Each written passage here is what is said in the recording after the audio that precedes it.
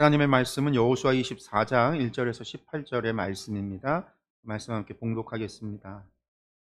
여호수아가 이스라엘 모든 지파를 세겜에 모으고 이스라엘 장로들과 그들의 수령들과 재판장들과 관리들을 부르매 그들이 하나님 앞에 나와 선지라.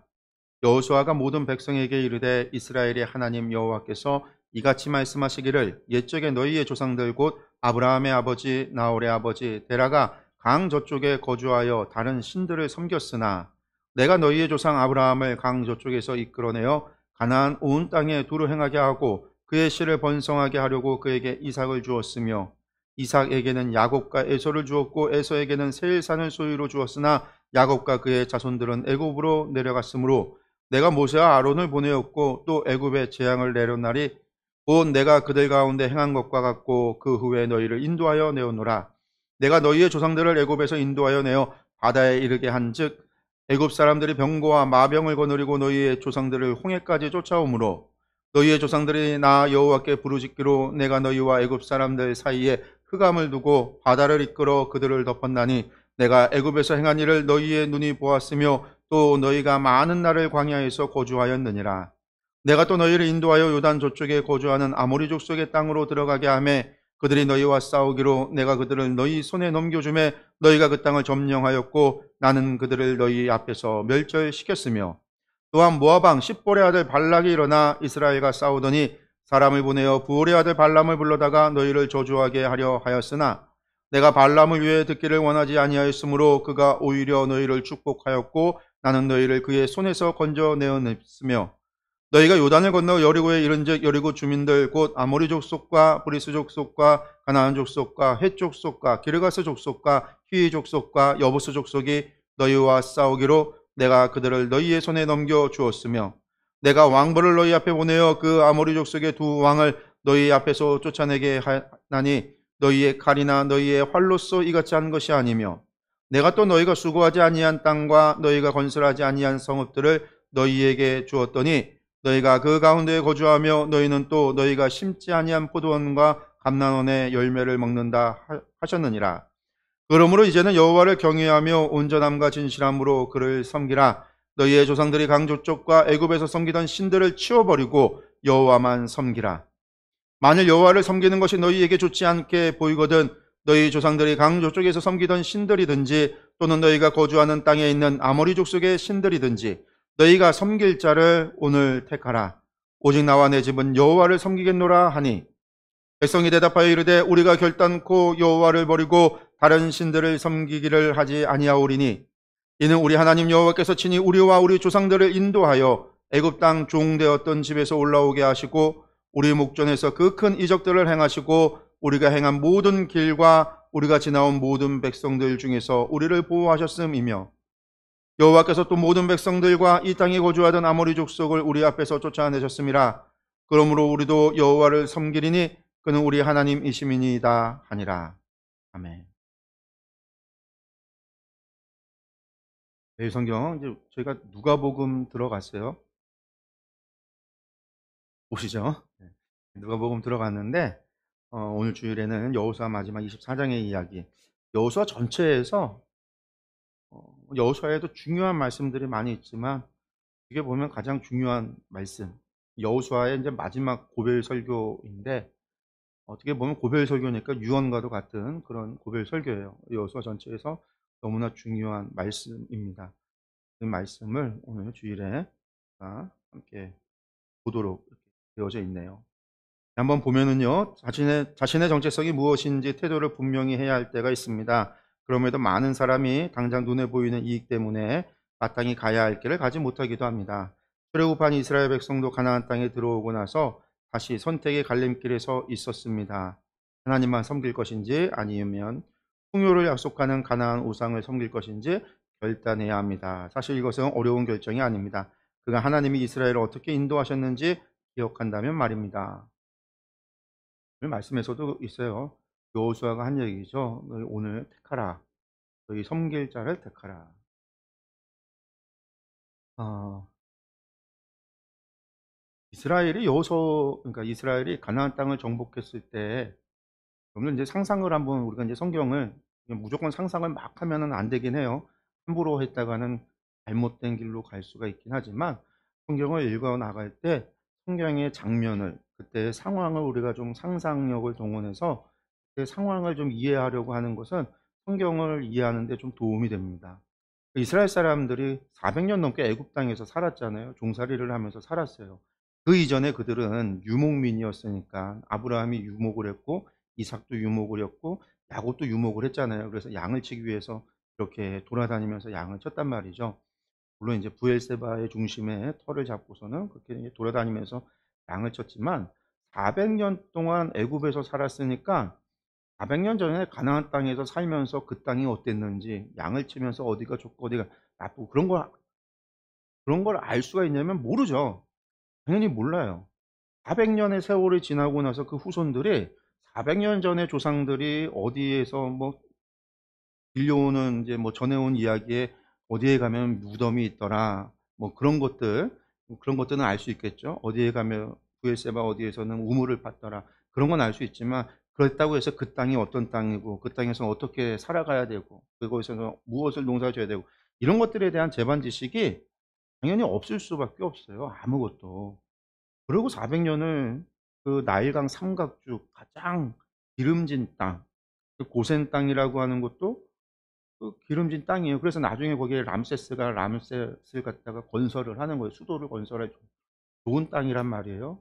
그런 땅에 살았던 이스라엘 사람들이 나와서 40 년을 광야에서 살면서 하늘에서 만나가 매일같이 만나가 떨어지고 그거 주워 먹고 하나님이 메추라기 보내시면 고기를 먹고 반석에서 물을 내면서 뭐 언제 비가 올까를 걱정할 필요도 없고 나일강이 범람하듯이 물이 범람할 것을 걱정할 필요도 없고 무엇을 농사질 것인가를 갖다가 고민할 필요도 없이 40 년을 살아온 거예요. 태어나서 지금 40세 된 사람은 광야에서 태어나서 40년 동안 그것만 보고 살아왔어요. 그러니까 그게 세상의 전부였던 사람들이 약속의 땅이 가나안 땅에 들어갔단 말이에요. 그럼 그 땅에 들어가서 요단강을 건너자마자 만나가 그치기 시작을 했고 그 땅의 것을 먹으라고 하나님이 그러셔서 그 땅의 것을 먹는데 농사 짓지 않았으니까 여리고성 정복하면서부터 뭘 했을까요? 이스라엘 사람들이 약탈하는 거죠. 약탈해서 그걸 갖다가 삼어서 그들의 음식으로 삼고 먹고 하면서 땅에 40년 동안 먹어보지 못했던 걸 먹고 보지 못했던 걸 보면서 걱정이 되지 않을까요? 여기 만나를 안 보내주는데 그러면 농사를 져야 되는데 밀을 어떻게 구할까? 농사는 어떻게 해야 될까? 어떤 땅에서 농사를 지어야 될까?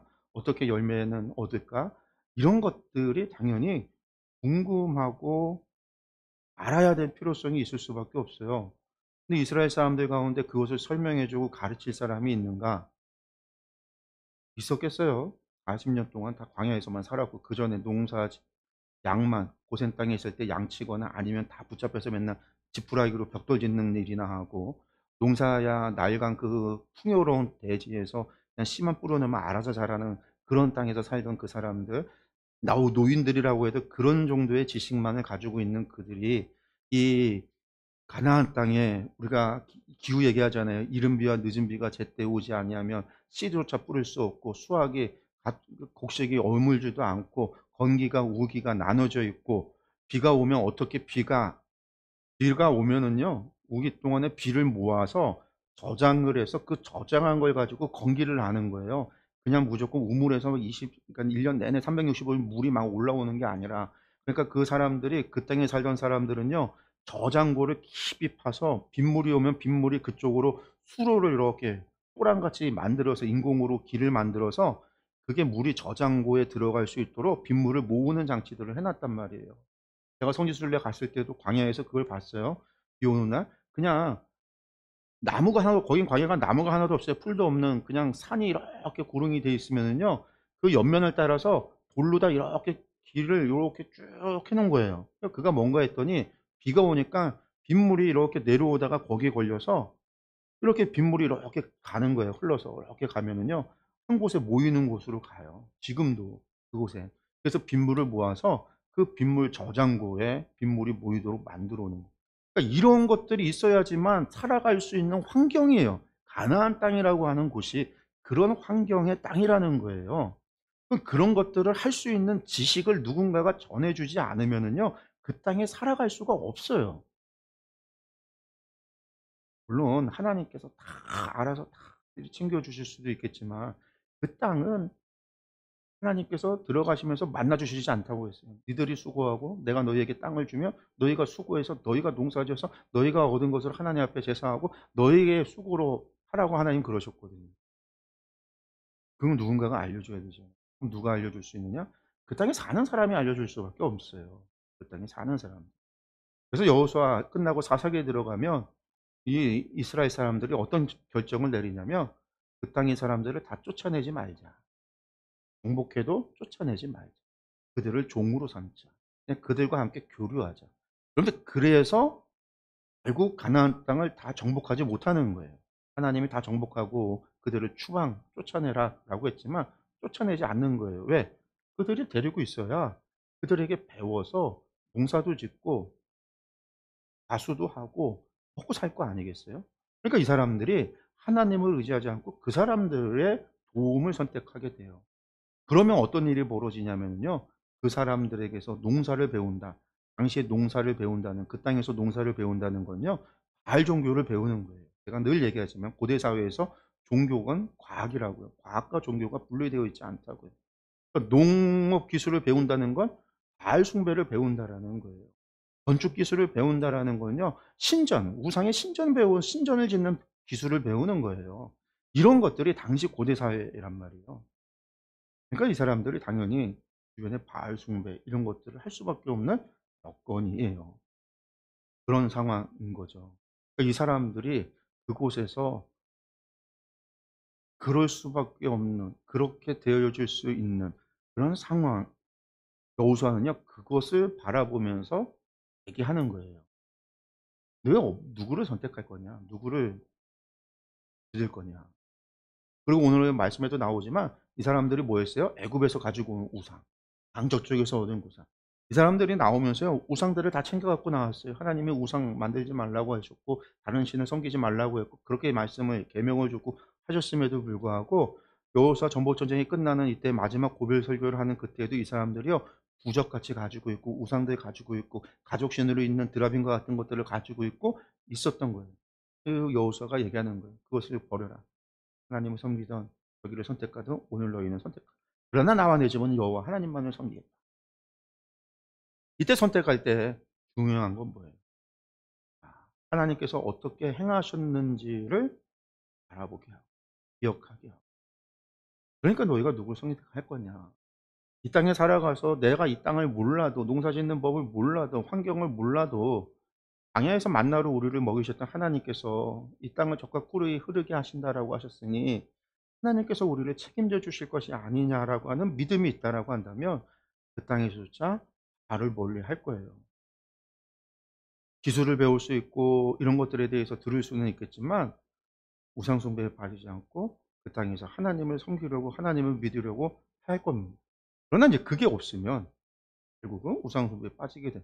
근데 이제 그게 사사기의 이야기예요. 뒤에 가면 사사기에 나오는 이야기인데 우리가 이제 그런 것들을 좀 기억을 하면서 이런 상황에서 지금 이제 선택할 거를 무엇을 섬길 것인가를 선택하라라고 하는 이야기를 합니다. 질문을 보면요. 이스라엘의 태생부터 성장 과정까지 하나님의 은혜가 없었던 적이 없습니다. 1절에서 13절까지의 이 여호수아의 설교에서 바로 그것을 이야기하고 있습니다. 예, 아브라함의 아버지가 다른 신을 섬길 때 하나님은 어떤 일을 시작하셨습니까? 라고 했는데 아브라함을 강 저쪽에서 이끌어내서 이 강 저쪽은 유프라데스 강 저쪽 그래서 갈대아 우르라고 하는 지역이죠. 갈대아 우르에서 아브라함을 이끌어내서 가나안 온 땅에 두루 행하게 하고 그의 씨를 번성하게 하기 위해서 이삭을 주셨다. 그 아버지 데라가 다른 신을 섬길 때 하나님께서 아브라함을 택하셔서 이것도 하나님의 은혜라는 거예요. 은혜. 하나님께서 그렇게 약속하시고 언약을 주시고 그 이삭을 주셨다. 이스라엘 백성이 애굽에서 부르짖을 때 하나님께서 행하신 일은 무엇이냐라고 할 때 모세와 아론을 보내서 애굽의 재앙을 내렸고 그 외에 이스라엘을 애굽에서 인도하셨고 그다음에 또 뭐 했어요? 그 이스라엘을 쫓아오는 애굽의 군대와 마병을 바다로 덮으셨다라는 이스라엘을 그렇게 구원하셨다라는 거죠. 가나안 족속이 이스라엘과 싸우려 할 때 하나님은 이스라엘 족속을 이스라엘을 어떻게 도우셨습니까? 라고 할 때 아모리 족속, 브리스 족속, 가나안 족속, 헷 족속, 기르가스 족속, 히위 족속, 여부스 족속을 전부 하나님께서 이스라엘 손에 넘기셨다. 하나님께서 하셨다. 왕보를 먼저 보내서 아모리 족속 두 왕을 쫓아내셨다. 누가? 하나님께서. 이스라엘의 칼과 활로 한 것이 아니라 하나님께서. 그러니까 앞에서 가나안 족속도 이스라엘 백성을 애굽에서 구원하신 것도, 아브라함을 갈대아 우르에서 강 건너편에서 인도하신 것도 하나님께서. 주어가 하나님. 하나님께서 하신 일이다라는 거죠. 하나님께서 행하신 일. 우리 하나님은 이런 하나님이시다라고 하는 것을 설교를 하면서 먼저 이야기를 하는 거예요. 우리 나는 보면요, 아브라함이 유브라데스 강을 건널 때, 또 이스라엘 백성이 홍해와 요단강을 건널 때 언제나 하나님의 은혜가 있었습니다. 이스라엘의 모든 역사가 하나님의 은혜였습니다. 하나님이 우리에게 베풀어 주신 강을 건너게 하는 은혜는 무엇인지 나눠봅시다라고 했어요. 먼저 질문을 보면서 그런 생각을 했어요. 강을 건너게 하는 은혜가 뭘까? 무엇을 이야기하는 걸까? 강을 건너게 하는 은혜가 뭘까? 근데 강을 건너게 하는 은혜가 뭐예요? 그러면 이걸 딱 보고요. 아니, 하나님의 은혜가 무엇이냐 이야기하는 게 아니라 강 건너게 하는 은혜를 얘기하자고 해서 생각을 해봤더니, 아브라함이 강을 건넜고 유프라데스 강을 건넜고 이스라엘이 홍해 바다를 건넜고 요단강을 건넜다. 우리가 이제 보통 이것을 이야기할 때 무엇으로 비유를 해요? 옛사람을 벗어버리고 하나님의 사람이 되는 첫 단추. 홍해를 바다를 건넜다. 하나님의 백성, 애굽을 버리고 하나님의 백성이 되어지는 광야로 나아가는 시작. 아브라함이 친척 아비집을 떠나, 고향 땅 친척 아비집을 떠나서 강을 건너서 하나님의 뜻 가운데로 시작하는 첫 단추를 꿰매는 그 시작. 그러니까 이제 강을 건너는 은혜라고 한다면 어쩌면 우리의 옛사람을 벗어버리고 새 사람이 되어지는, 하나님을 만나고 하나님이 우리에게 구원의 확증을 줬던 그 은혜가 무엇이냐. 저는 이제 그렇게 이해를 했어요. 이 질문을 보면서요. 그러면서 제가 강을 건너는 은혜가 저에게 있으면 저에게서는 어떤 것일까라고 생각할 때, 저는 중3이 그런 그런 때였다라고 늘 말씀을 드립니다. 중학교 3학년 때 제가 수련회에서 하나님을 만났는데, 하나님을 만나기까지 그냥 단순히 갑자기 만난 건 아니에요. 제가 이제 중3 수련회를 처음 간 거예요. 성경학교 때까지, 주일학교 때까지는 성경학교를 한 번도 안 빠지고 잘 참석을 했는데, 중등부 올라가서는 토요일날 이제 중등부 예배를 안 드렸어요. 처음에 한두 번 가다가 그들은 중등부 예배를 안 드리다가 중3이 되면서, 중3 되기 전에 이제 중2 말에 갑자기 이제 연락이 와서 토요일 날 교회 오라고, 총회를 해야 되는데 사람 이제 부르는 거죠. 그래서 오라고. 그래서 아무 생각 없이 중2 말에 총회 때 교회를 간 거예요. 주일 날은 안 빠지고 잘 다녔는데 학생회 활동을 안 하고 토요일 날 간 거예요. 그래서 총회를 해요. 총회를 하는데 제 친구가 인제 회장이 되고 사람이 얼마 없으니까 다 임원을 시키는 거예요. 저도 얼떨결에 가서 처음 몇 년, 2년 만에 가서 갑자기 임원을 시켜서 임원이 된 거예요. 그리고 나서 중3 때 학생회 예배를 나가기 시작을 한 거죠, 중3 예배를. 하나님의 준비가 있었던 것 같아요. 중3 수련회 갑자기 간 게 아니라. 그러다가 인제 수련회를 갔고 수련회에 가서 하나님을 만났는데, 그래서 학생회 활동을 하고 어쩔 수 없이 별로 토요일 날 가고 싶지 않은데 놀러 다니고 싶은데, 제 인생에서 가장 큰 일탈이 있었던 시기가 중2 시기거든요.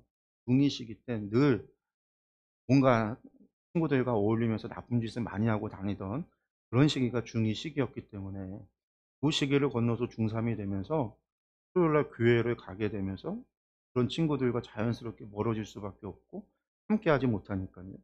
교회 다니다가 성경학교가, 그러니까 수련회를 시작하는 방학 때 할 때, 또 그때 마침 제가 초등학교 5학년 때 분반 공부 선생님이었던 분이 한 번 했는데 1년 하고, 그리고는 선생님 한 번도 아니었던 분이 군대 갔다가 고때 제대를 하고 왔어요. 근데 이분이 되게 인제 저희 학년에 대한 애정이 많았거든요. 특히 인제 저나 제 친구들한테 되게 그래서 인제 저한테 "야 성룡아, 선생님이 교회에서 공부하니까 너도 교회 나와서 공부해 인마." 그래서 저를 데려다가 공부를 시킨 거예요. 가르친 게 아니라 공부를, 자기도 공부한다고 저도 공부하라고. 그래서 교회를 가서 제가 공부하니까 애들도 인제 막 와서 저희 학년이 다 오고, 저희 학년이 다 오니까 그래 니들한테 내가 수학을 가르치겠다고. 한 2주 정도 수학 가르쳤나? 선생님이? 그러고 끝인데 고때 제가 교회를 그렇게 매일 가서 있다 보니까 보게 되는 거죠. 교회에서 늘 와서 형 누나들이 와서 기도하는 모습을 보고 집사님 권사님도 교회 성도님들이 와서 교회에서 기도하는 모습을 보고 교회에 가서 있는 게 좋은 거예요. 또 저도 따라서 기도하고 그러다가 수련회를 가고 수련회에서 하나님을 만나요. 그리고 나서 계속해서 교회에서 공부하고 계속해서 교회에서 제가 고등학교 갈 때까지 그 일이 계속 진행이 된 거죠. 매일같이 교회, 학교가 끝나면 무조건 교회로 가서 1 시간 기도하고 공부를 하다 집에 가고. 교회가 공부할 장소로는 좋지 않아요. 그 방들이 다 창고같이 되어져 있어서. 겨울에는 추워서 난로도 없는 그런 데서 벌벌 떨면서도 늘 간. 그게 하나님이 저를 중3 기간에 수련회를 하나님을 만나는 그걸 예비하시면서 그 모든 과정을 저를 이끄셨다라고 저는 믿어요. 왜냐면 갈 일이 아니었거든요. 제가 그때까지 친구들이랑 정말 재미나게 놀았거든요. 세상적으로 재미나게. 토요일이 제일 노는 날이잖아요. 주일날은 어쩔 수 없이 교회 끌려가야 되니까. 토요일이 제일 신나는 날인데. 근데 그날에 "총회하러 와."라는 말에 그냥 제가 아무 생각 없이 끌려갔던 하나님의 역사라고 봐요. 하나님의 은혜. 그렇게 제가 간 뒤로 지금까지 이어진 거죠. 지금까지. 그게 저에게 있어서는 강을 건너게 하는 은혜. 그런 분을 예비하셨고 그분을 통해서 교회에 가게 되고 평일에도 교회를 가게 되고 평일에 교회 간다는 상상도 못 했던 그때에 평일에 교회 가고 교회에서 공부한다는 교회에서 기도하는 모습을 보고 그런 것들이 저에게 있었다. 그 말씀을 좀 그러면서 저에게 있어서 교회가 삶의 우선순위가 된 거죠, 삶에서. 네. 여러분들도 아마 그런 것들이 있을 거예요. 하나님 만나는 그때 우리가 한번 돌아보면은요. 하나님을 만났던 그 순간이 있지만 그 순간을 위한 예비하는 단계 그전부터 주어진 하나님의 은혜가 계속 있어요. 홍해를 위해서는 출애굽의 사건 10 가지 재앙의 사건이 있어야 됐던 것처럼 아브라함이 고향집을 떠나기 전에는요. 하나님을 만나고 하나님께 약속을 받는 단계가 있는 거예요. 그 약속을 통해서 떠나가는 거니까. 하나님을 만나는 그 모든 그런 과정들이 아마 여러분들 가운데도 있을 줄로 믿습니다. 우리가 돌아보면 분명히 있을 거예요. 이스라엘은 하나님과 우상 사이에서 머뭇거릴 수 없습니다. 두 번째 질문이죠. 여호수아가 백성에게 강력히 촉구하는 바가 무엇입니까? 라고 했는데요. 여호와를 경외하며 온전함과 진실함으로 그를 섬겨라 라는 거죠. 온전함과 진실함으로. 제가 늘 얘기하지만 신명기적인 언어죠. 신명기의 신앙입니다. 너희 조상들이 강조쪽과 애굽에서 섬기던 신들을 치워버려라. 가지고 있었다라는 거예요. 이 사람들이 가지고 있는 이유는 뭘까요? 이 신들은요. 각각의 우상이 가지고 있는 건 그거예요. 아이템과 같아요. 한마디로. 그게 뭐냐면 우상은 자신들이 할 수 있는 전문 영역이 있다라고 사람들을 믿은 거예요. 죽음의 신은 죽음만 관장을 하는 거예요. 치료의 신은 치료만 할 수 있어요. 비를 내리는 신은 비만 내리는 거예요. 이게 각각의 우상들이요. 각각의 전문성이 있다라고 여기기 때문에 나에게 필요한 하나의 신을 가지고 우리 집안에 병자가 있으면요. 치유의 신의 우상을 가지고 치유의 신을 찾는 거잖아요. 농사에 가뭄이 오래되면요. 비를 내리는 신을 찾는 거예요. 죽음에 대한 두려움이 가까울 때는요. 죽음에 대한 신을 찾는 거죠. 부자면 부자일수록요. 온갖 신들을 갖다가 자기 집안에 두는 거죠. 하나의 신만이 아니라. 여러분들 그게 우상 숭배예요. 세상의 신들이라고 하는 그러니까 인도에 3억의 신이 있다라고 하는 이유가 3억 개나 관련된 전문 영역이 있는 거예요. 다른 영역에 침범할 수 없는 신들은 독자적인 자신만의 영역이 있다라고 사람들이 믿기 때문에 3억의 신이 필요한 거예요. 그리고 그 신들을 자신의 필요에 따라서 찾아가는 거죠. 그러니까 거기에는요. 무슨 내가 어떤 하나의 신에게 내가 내 인생을 바치고 내가 헌신한다라는 개념이 없어요. 기브 앤 테이크지. 내가 이만큼 주면 그 신은 나에게 이만큼 무엇인가를 주어. 그리고 그 신들은요. 얼마든지 나의 필요에 의해서 바꿔치기 되는 거죠. 이 신을 섬겼다. 이 신을 섬겼다. 이 신을 섬겼다. 얼마든지 바꿔치기가 될 수 있다라는 거예요. 여러분들 무당을 찾는 오늘날 우리나라에서 무당을 찾는 사람들이요. 한 무당에게 헌신한다는 사람은 없어요. 용하다는 무당 가서 하다가 안 되면요. 다른 무당 찾는 거예요. 더 상위 무당 찾는 거예요.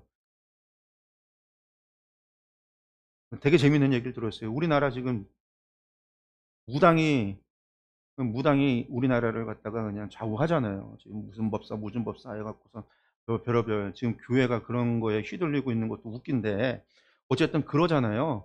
그래서 봤더니 무슨 법사, 무슨 법사 해 갖고선 용산에서 막 꽈레를 들고 뭐 그런다 해서 지난번에 탄핵 사건 이후에 어떤 일이 있었냐면요. 우리나라에 용하다는 무당들이요.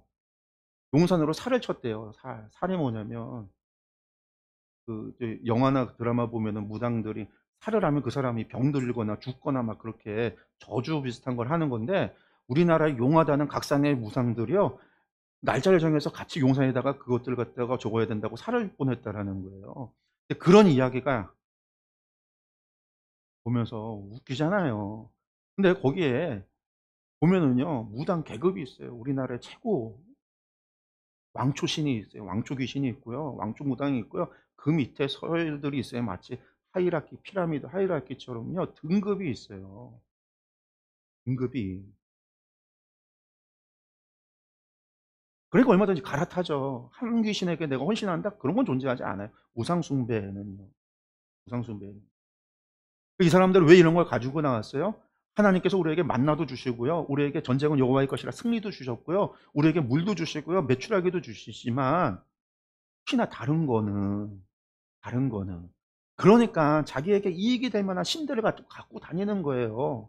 하나님 해결 안 해주면 이 신들에게 찾는 거예요. 이 신들, 우상들에게.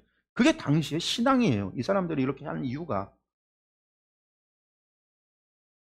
나중에 그래서 어떤 얘기가 나와요? 야, 니들 여호와는 산의 신이 아니냐? 산에서 만났잖아요. 산의 신이 아니냐? 저지대의 신이 아니라는 거예요. 평야의 신이 아니라는 거예요. 그 이방 사람들, 블레셋 사람들이 하는 얘기였어요. 야, 니들은 신은 여호와는 산의 신이 아니더냐? 아무 말 안 해요, 이스라엘 사람들.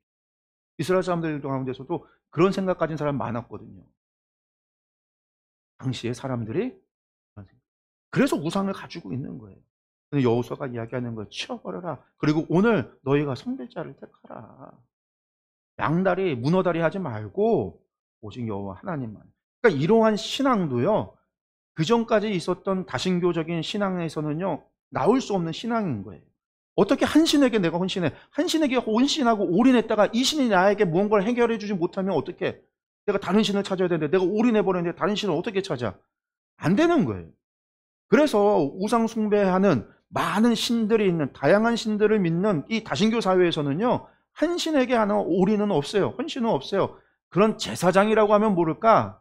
제사장이라고 하는 그 신에 헌신된 제사장이라고 하면 모를까? 일반 사람은 그런 게 없어요. 그냥 적당히 신과의 기부 혜택을 통해서 적당히 정성만 보이면 신은 알아서 나에게 복을 주고 나의 필요에 따라서 얼마든지 갈아치울 수 있는 신들은 예비되어져 있고 세상에 널리고 널린 게 신이. 그게 당시의 생각인데. 근데 여호수아는요. 다 버리라는 거잖아요. 다 버려. 하나님만을 하나님만. 그게 신명기의 또 신앙이에요. 마음을 다하고 뜻을 다하고 정성을 다하여. 마음과 뜻을 다한다는 것은요. 우리의 전 존재를 다해서 하나님만을 섬겨라. 100% 하나님만을 섬겨라. 그 얘기를 하고 있는 거예요. 두 번째 질문에 이스라엘 백성이 오직 여호와만 섬기겠다고 결심한 이유가 무엇이냐? 다른 게 아니죠. 여호수아의 설교를 다 듣고 그들도 생각을 한 거예요. 여호와께서 친히 우리와 우리 조상들을 인도하여 애굽 땅 종되었던 집에서 우리를 올라오게 하셨고 우리 목전에서 큰 이적과 기사를 행하시며 우리를 보호하셨다. 그랬기 때문에 그리고 여호와께서 이 땅에 아모리 족속을 다 쫓아내는 것을 우리가 봤다. 그러니까 우리가 하나님께 헌신하고 모든 것을 갖다가 올인할 만한 그런 분이시다. 이 사람들의 고백이 그거예요. 그래서 우리가 하나님만을 섬기겠습니다라고 했다라는 겁니다. 두 번째 나눔입니다. 사람은 하나님을 섬기지 않으면 우상을 섬깁니다.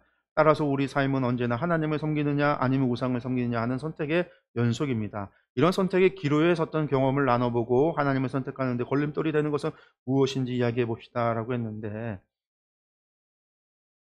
예, 우상이라고 하는 것이 우리는 절간에 가서 있는 부처상 그것만이 우상이 아니에요. 돌과 나무와 뭐 금과 동으로 사람이 만들어 놓은 것만이 우상이 아니라 우상이라고 하는 거는요. 한마디로 하나님보다 더 사랑하는 것이 우상이에요, 우리가. 우리가 하나님보다 더 사랑하는 것이 있다면요. 그것이 우상입니다. 혹은 하나님보다 우리가 더 중요하게 여기는 것이 있다라고 한다면 그게 우상이에요. 우리가 하나님보다 무엇인가를 더 의지하는 것이 있다라고 한다면요. 여러분들 그게 우상입니다. 근데 그게 우상이에요. 그러니까 오늘날의 우상이라고 하는 거는 눈에 보이는 형상이 우상, 그것도 우상일지 그것도 우상이지만 그것뿐만이 아니라 우리가 하나님보다 더 의지하는 것, 하나님보다 더 중요하게 여기는 것, 하나님보다 더 사랑하는 것, 그게 우리에게 다 우상입니다. 왜? 우리가 하나님을 사랑하는 것을 가로막는 것. 우리가 하나님을 우리의 주님으로 모시는 그 보좌의 자리에 하나님 말고 다른 것을 놓는 것이 우상이니까. 그러니까 나아가서 우리가 그런 것들을 더 중요하게 여기고 그것을 우리의 인생의 목적으로 삼을 때 여러분들 그것도 우상이 되는 거예요. 그래서 오늘날 그러잖아요. 돈이 우상이 된다라고 이야기를 하고 명예가 우상이 된다고 하고 권세가 우상이 된다. 우리가 인생이 권세를 쫓고 권력을 쫓고 명예를 쫓고 돈을 쫓을 때 그것이 오늘 우리에게 우상이 된다. 왜 과거에 돈의 우상이 물질의 우상이 만몬이었던 것처럼 오늘날의 만몬은 그런 모양과 형상으로 나타나는 게 아니라 우리에게 가치관으로 주입되는 거예요. 하나님보다 더 중요한 가치를 부여하는 모든 것이 우상이다. 우리가 하나님만의 다른 것을 생각하고 다른 것을 의지하게 만드는 모든 세계관이 우상이 되는 거예요. 부모가 자녀가 우상이 될 수도 있고 건강이 우상이 될 수도 있고 모든 것이 우상이. 그러니까 하나님을 사랑하는데 방해되는 것, 하나님을 섬기는데 방해되는 것, 우리가 하나님을 의지하는데 우리를 방해하는 것, 우리가 하나님과 함께하는데 방해하는 것. 여러분들 그 모든 게 우상이다라고 우리가 생각을 해야 됩니다. 그게 우상이에요. 그러니까 우리는 우상의 숭배에서 자유롭지 못해요. 왜냐하면 우리는요, 틈만 나면은요, 어떻게 해요? 하나님 아니라 내 의지로, 내 생각으로, 내 뜻으로 하려고 하거든요. 우리는 하나님을 의지하기보다 세상에 돈을 의지하거나 내 형제 자매나 부모를 의지하는 게 더 쉽거든요. 빨라요. 그게 더 간단하고 쉽단 말이에요. 그러면 어떻게 돼요? 그것을 찾아요. 하나님을 찾는 게 아니라. 그게 우상숭배. 쉬운 길을 가려고 할 때 그게 우상숭배예요. 세 번째, 지난날에 하나님이 보이신 은혜와 능력을 기억해야 지금 올바른 선택을 할 수 있습니다. 하나님이 내게 베푸신 은혜, 내가 새로 깨달은 하나님의 은혜를 나누고 싶다 했는데 이스라엘 사람들에게 과거의 역사를 이야기하면서 오늘 선택할 자를 선택하라, 섬길 자를 선택하라 여호수아가 이야기했던 거죠. 그래서 이스라엘 사람들도 자신들의 과거에 하나님이 행하셨던 놀라운 역사를 기억하면서 오늘 우리가 하나님만을 섬기겠다라고 이야기했던 것처럼 과거의 하나님의 은혜는 오늘 우리로 하여금 하나님을 향한 신뢰를 더 풍성하게 하죠. 그러니까 믿음을 더 굳건하게 하는 겁니다. 그래서 이제 우리가 과거에 하나님께서 행하셨던 은혜를 기억하고 감사하고 생각하고 그것을 또 함께 나누고 하는 것이 좋아요. 우리가 생각 안 하고 이야기 안 하면은요 잊어버려요. 저도 제가 설교 때 간증을 안 하잖아요. 제가 이제 요즘 이제 성경 공부하거나 이제 요즘 이제 이거 매일 성경 하면서부터 제 얘기를 좀 하는데 제가 제 이야기를 거의 안 해요. 제 얘기를 안 한다고 해서 제가 체험이 없거나 뭐 그런 게 없는 게 아니에요. 저도 다양한 체험을 많이 했어요. 아마 웬만한 한국에서 그냥 목회하시는 목사님들보다 훨씬 더 다양한 것들을 했을 거예요. 왜? 저는 선교사도 했었던 사람이고 저도 죽었다 살아난 사람이기도 하고 여러 가지 경험들을 했던 사람이에요. 그런데 이야기를 하지를 않았고요. 제가 전하지 않고 간증하지 않으니깐요. 가끔은 기억이 안 날 때가 있어요. 옛날에 분명히 있었는데. 그래서 특히 오늘 매일성경 이거를 하면서요. 나누 사실 나눠야 되는데 저희가 나누지 않고 이제 설교를 하니까 제가 설교를 하면서 준비를 하면서 '이런 이야기를 해야지.' 하다 보면은요. 이런 질문에 '어 어떤 게 있었지?' 하면은요 생각이 잘 안 나요. 왜 안 나지? 잊어버린 거예요, 얘기를 안 하니. 근데 그게 분명히 하나님의 사랑과 은혜의 역사를 내가 잃어버리고 있구나. '내가 은혜를 잃어버리고 있구나.'라는 생각이 드는 거예요. 그래서 '안 되겠구나. 또 이야기하고 말하고 해야 되겠구나.' 표가 되새김질하듯이 내가 계속 그 하나님의 은혜를 내가 자꾸만 되새김질하고 그게 오늘 우리가 하나님의 은혜 가운데 살아가고 또 그렇게 우리가 그 하나님을 기억할 때 우리의 믿음의 결단을 할 수 있는 거거든요. 믿음의 선택을 할 수 있는 거죠. 이스라엘 백성이 내가 오늘 믿음의 선택으로 하나님만을 섬기겠습니다 했던 것처럼 나의 선택의 오늘의 선택의 기로에서 내가 과거의 하나님의 은혜를 기억할 때 믿음의 선택을 할 수 있단 말이에요.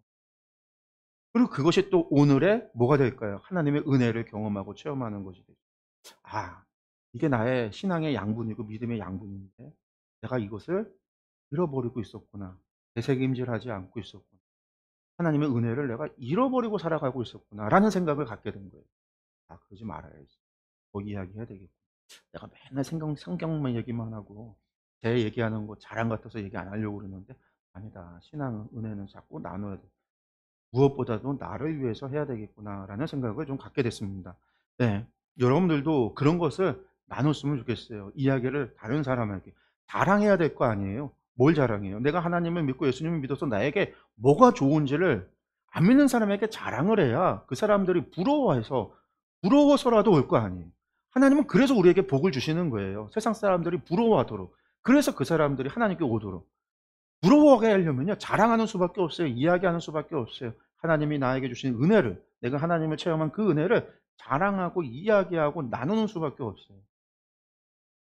저희 여러분들도 말씀을 보고 하나님 앞에 매일같이 매일 성경 가지고 우리가 지금 성경을 읽고 말씀을 보고 하고 있는데, 그것을 통해서 생각이 나고 또 주시는 은혜가 있으면요, 믿지 않는 사람하고 나누세요. 누군가에게 나누세요. 기회가 올 때 최소한 일주일에 한 번이라도 안 믿는 친구를 만나서, 전도 대상자가 있으면 그 전도 대상자를 만나서 이야기하면서 내가 받은 은혜를 자랑을 한번 해 보세요. 그렇게 자꾸 해야 부러워서라도 오죠. 그렇게 했으면 좋겠습니다. 오늘 우리 이스라엘 백성들을 향해서 성밀자를 택하라 했던 여호수아의 말씀, 항상 우리가 이 말씀을 기억해야 돼요. '나는 누구를 섬기는가?' 선택의 기로에서 여호수아의 음성을 들으면서 '그래, 나는 지금 하나님 섬길 거야.' 그 선택의 기로에서 언제나 우리를 정답으로 인도하는 질문입니다. 그렇게 했으면 좋겠습니다.